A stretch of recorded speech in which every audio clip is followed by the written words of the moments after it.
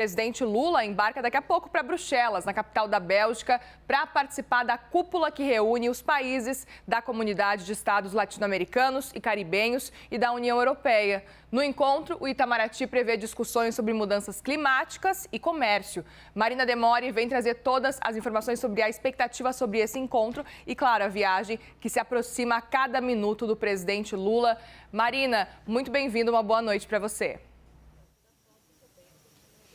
Oi, Muriel. Boa noite para você também. Boa noite para todo mundo que está acompanhando a gente. O presidente Lula deve sair a qualquer momento aqui do Palácio da Alvorada, rumo à base aérea de Anápolis, de Brasília, onde embarca para Bruxelas, na Bélgica, para participar, então, desse encontro entre líderes da União Europeia e da Comunidade de Estados Latino-Americanos e Caribenhos, a CELAC, encontro que está previsto, então, para segunda e terça-feira.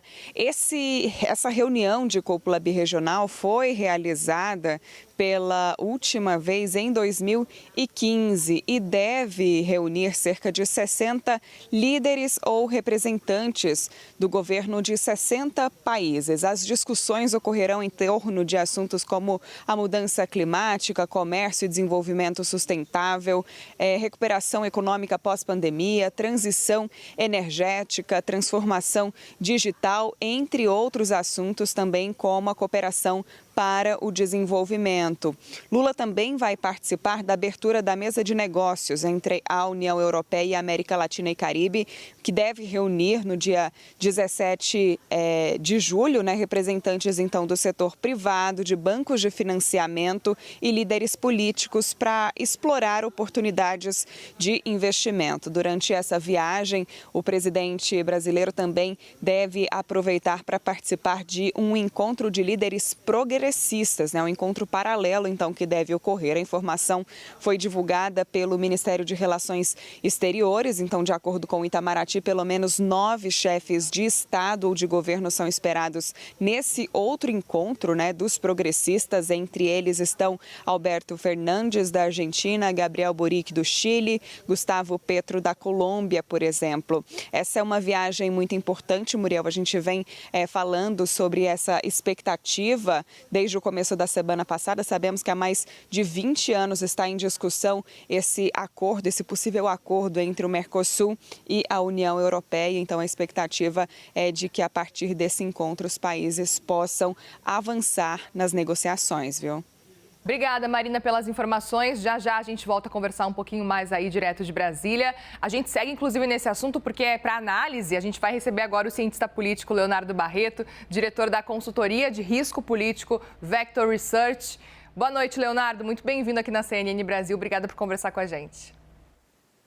Boa noite, Muriel. O prazer é todo meu. Leonardo, quero começar te ouvindo sobre essa reunião, então, que a gente está na expectativa para acompanhar os encontros que vão acontecer. O presidente Lula, que está como um dos principais líderes da América do Sul, principalmente, mas também como presidente atualmente do Mercosul. E ele tem já falado, deixado muito claro o posicionamento dele, muito duro com relação a algumas propostas feitas nesse acordo da União Europeia. Se a gente fosse resgatar lá no começo do ano, Lula falava que esse acordo entre União Europeia e Mercosul sairia até 2023, até o fim de 2023.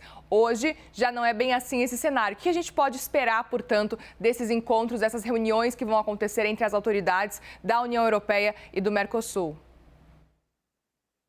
Bom, Muriel, é importante a gente ressaltar que esse encontro que vai acontecer na União Europeia, em Bruxelas, ele envolve mais países da América Latina do que aqueles que compõem o Mercosul. É um encontro mais amplo, dentro de uma agenda europeia de estreitar realmente laços e explorar fronteiras na América Latina.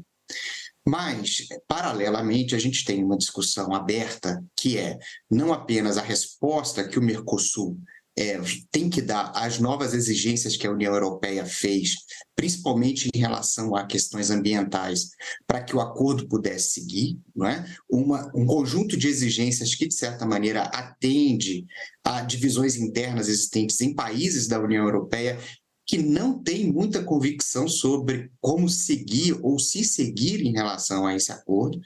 E, por parte do Brasil, especialmente, uma polêmica recente, não é? De grupos do governo que acham que há concessões demais no acordo, especialmente para compras públicas, para permissão de participação de empresas europeias em compras públicas do Estado brasileiro. Há alguns ministros que acreditam que foi feito concessões demais e o Brasil vai perder capacidade de fazer políticas públicas a partir de compras públicas. Então, o Brasil vacila nesse momento, vacila no sentido de estar indeciso, não é? Nesse momento de pedir ou não, de solicitar ou não uma revisão maior, né? Acordo com a União Europeia, sob o risco, não é, de talvez abrir um impasse que inviabilize o próprio acordo. E aí a gente tem que lembrar o seguinte, ok, talvez o PT, o governo Lula, tenha até suas restrições em relação a esse acordo, talvez até talvez preferisse que ele não fosse feito, mas se num momento esse acordo ele colapsar em função especialmente de uma condição errática do Brasil ou de assuntos internos do Brasil, provavelmente isso vai afetar a liderança do país no Mercosul. Não é? A gente tem que lembrar que o Uruguai está ameaçando ou está pedindo uma flexibilização do Mercosul exatamente para poder fazer pactos, né? Especialmente com China, mas também com outros países sem as amarras do bloco. Então, é um xadrez muito delicado que o Brasil está jogando neste momento. Perfeito, Leonardo. Obrigada pela sua análise. Peço que você continue com a gente, porque a gente vai, ao longo aí dessa edição do Prime Time, conversar mais um pouquinho sobre outros assuntos também que envolvem o cenário político aqui do Brasil. Obrigada.